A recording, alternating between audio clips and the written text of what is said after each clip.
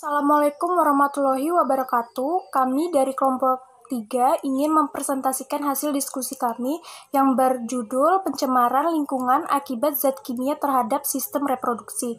Kami membuat video ini untuk memenuhi tugas mata kuliah sosial budaya.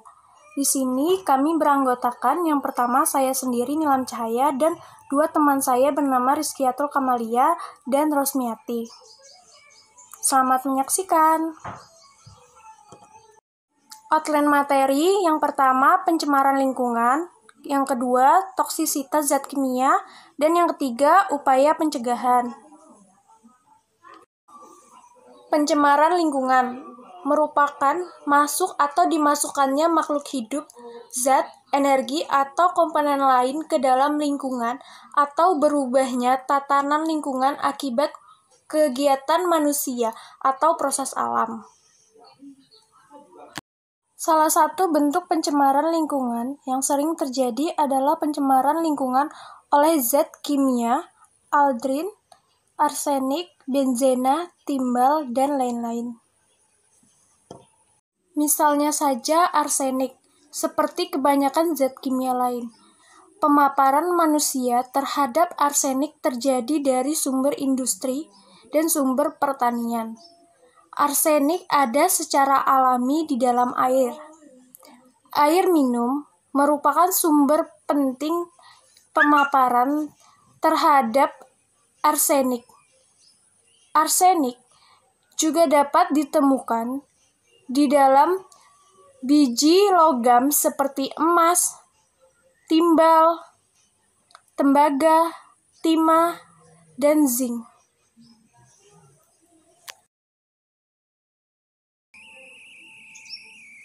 Badan Kesehatan Dunia atau WHO telah merekomendasikan nilai ambang sementara kandungan arsenik dalam air minum yaitu 0,01 mg atau liter.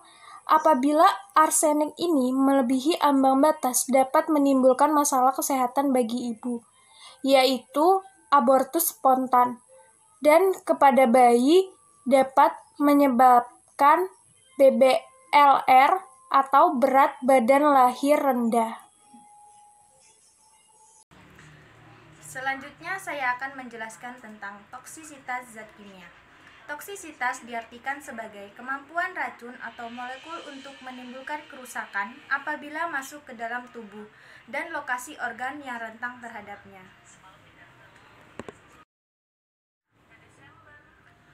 Ilmu kebidanan mencangkup banyak hal, diantaranya mengenai sistem reproduksi.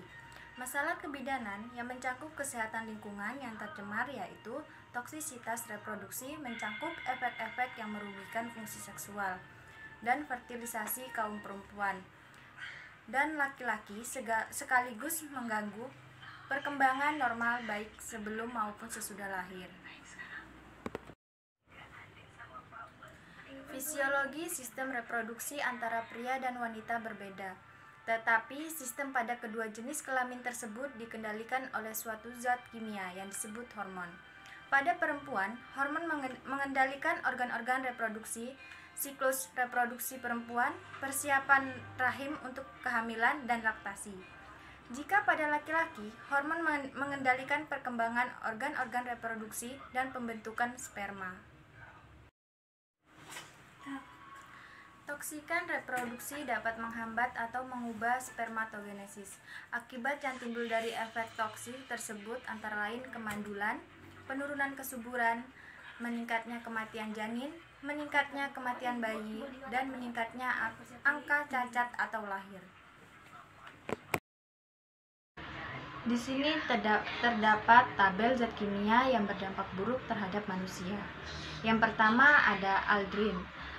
Efek buruknya yaitu abortus spontan dan persalinan dini. Kemudian ada arsenik.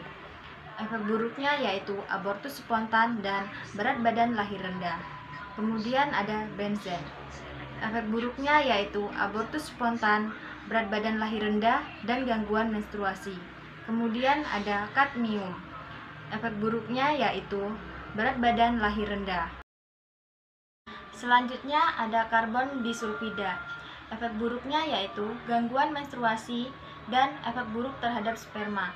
Kemudian ada senyawa klorinat.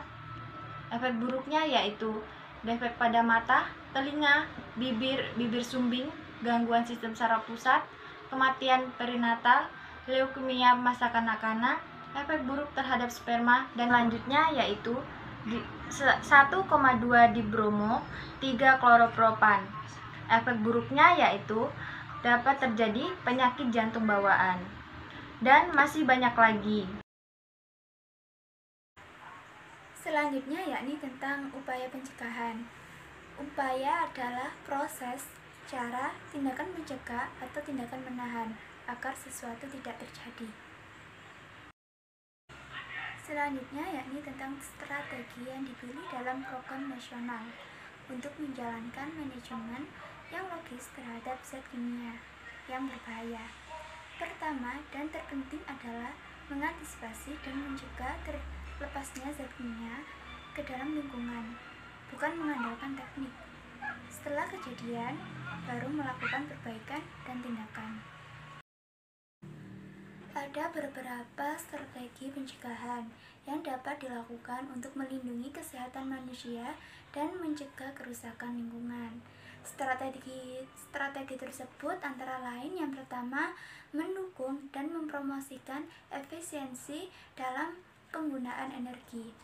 Efisiensi energi adalah usaha yang dilakukan dengan tujuan untuk mengurangi jumlah energi yang dibutuhkan dalam menggunakan sebuah peralatan atau bahkan sistem yang berhubungan dengan energi. Yang kedua yakni menggunakan bahan bakar rendah sulfur.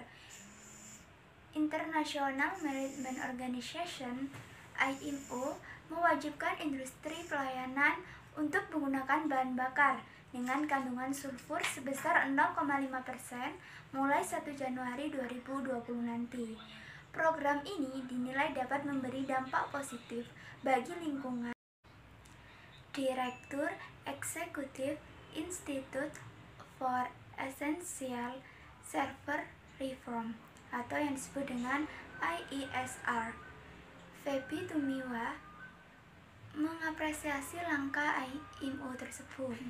Selanjutnya, sebab penurunan kandungan sulfur pada bahan bakar dari 3,5% menjadi 0,5% dapat membuat emisi dari kapal dapat berkurang sekitar 77%. Alhasil, dampak negatif sulfur terdapat kesehatan manusia dapat berkurang, terutama yang tinggal di sekitar perairan atau pantai. Kualitas udara pun dapat diperbaiki. Kalau menurut IMO, pengurangan kandungan sulfur dalam aturan ini bisa mencegah 577.000 kematian prematur dan resiko hujan asam.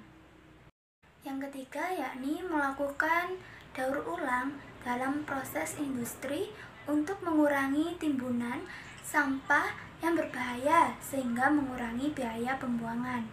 Yang keempat yakni mengurangi pengemasan yang perlu pada produk sehingga dapat menurunkan biaya pengemasan dan biaya yang sebenarnya tidak perlu.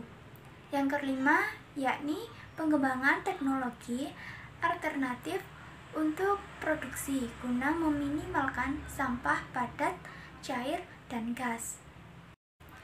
Yang keenam, meminimalkan penggunaan pestisida dengan melakukan praktik pertanian yang baik dan manajemen hama terpadu. Yang ketujuh, mempromosikan mobil, bus, konverter katalitik untuk mengurangi jumlah dan toksisitas emisi gas. Yang kedelapan yakni tentang mempromosikan sistem transportasi yang adekuat, memadai untuk mengurangi penggunaan mobil secara perorangan. Kesimpulan, manusia bertindak sosial dengan cara memanfaatkan alam dan lingkungan untuk menyempurnakan serta meningkatkan kesejahteraan hidupnya demi kelangsungan hidup sejenisnya. Manusia mempunyai pengaruh penting dalam kelangsungan ekosistem serta habitat manusia itu sendiri. Tindakan-tindakan yang diambil atau kebijakan-kebijakan tentang hubungan dengan lingkungan akan berpengaruh bagi lingkungan dan manusia itu sendiri. Kemampuan kita untuk menyadari hal tersebut akan menentukan bagaimana hubungan kita sebagai manusia dan lingkungan kita. Hal ini memerlukan pembiasaan diri yang dapat membuat kita menyadari hubungan manusia dengan lingkungan. Manusia memiliki tugas untuk menjaga lingkungan demi menjaga kelangsungan hidup manusia itu sendiri di masa akan datang. Sekian presentasi dari kelompok kami, kurang dan lebihnya mohon maaf. Semoga bermanfaat. Wassalamualaikum warahmatullahi wabarakatuh.